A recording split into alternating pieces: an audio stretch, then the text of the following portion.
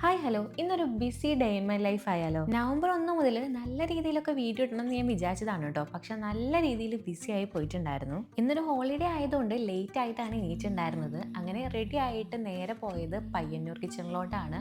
അവിടെ പോയിട്ട് നല്ല സദ്യക്ക് ഓർഡർ ചെയ്തു കേട്ടോ. ഇന്ന് 1-ാം തീയതി ആയതുകൊണ്ട് ഞാൻ എപ്പോഴും പറയുന്നത് സെയിം ഡയലോഗ്, ഇന്ന് മുതൽ ഷുഗർ കട്ടാണെന്നാണ് വിചാരിച്ചിട്ടുണ്ടായിരുന്നത്.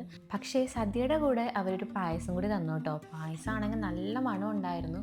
കുറച്ചൊന്നും ടേസ്റ്റ് ചെയ്തപ്പോൾ നല്ല ടേസ്റ്റ് ഉണ്ട്. പിന്നെ ഞാൻ ഒന്നും നോക്കിയില്ല, ഞാനതങ്ങ് കഴിച്ചു കേട്ടോ. ഏതൊരു വീഡിയോയിൽ ആരോ പറയുന്നത് കേട്ടു, ഷുഗർ കട്ട് എന്ന് പറയുന്നത് ഷുഗർ കഴിക്കാതിരിക്കുന്നതല്ല, ഷുഗർ കട്ട് തിന്നുന്നതാണെന്നുള്ളത്. അത് ഏറെക്കുറെ ശരിയാണെന്ന് തോന്നുന്നു. ഫുഡ് അടി കഴിഞ്ഞിട്ട് നേരെ പോകുന്നത് ഷോപ്പിങ്ങിനാണ് കേട്ടോ. ഇന്ന് പ്രണുവിൻ്റെ ഫ്രണ്ടിൻ്റെ കുട്ടീനെ കാണാൻ പോകുന്നുണ്ട്. അപ്പോൾ ഒരു കുഞ്ഞു തൊട്ടിൽ മേടിക്കണം. അതിന് വേണ്ടിയിട്ടാണ് നമ്മൾ ഇവിടെ വന്നിട്ടുണ്ടായിരുന്നത്. അങ്ങനെ തൊട്ടിലൊക്കെ മേടിച്ചു. അതിനിടയിൽ നമ്മുടെ വീട്ടിലേക്ക് ആവശ്യമായിട്ടുള്ള കുറച്ച് ഐറ്റംസും കൂടി മേടിച്ചിട്ടുണ്ടായിരുന്നു.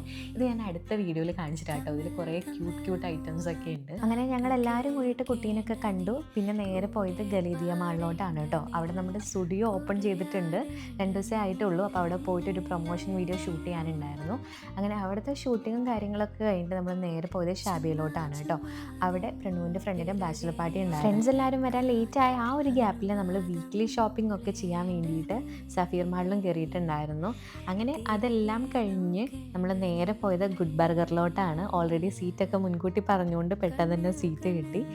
നമ്മൾ കൂടുതലും ചാർക്കോളും മന്തിയും ഗ്രില്ലൊക്കെയാണ് പറഞ്ഞിട്ടുണ്ടായിരുന്നത്. എല്ലാം നല്ല അടിപൊളി ഫുഡായിരുന്നു.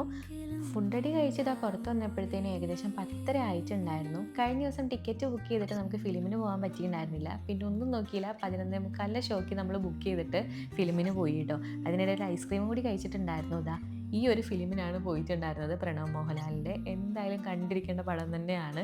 ഇതും കഴിഞ്ഞ് വീട്ടിലെത്തിയപ്പോൾ സമയം പുലർച്ചെ 3 മണിയായി കേട്ടോ.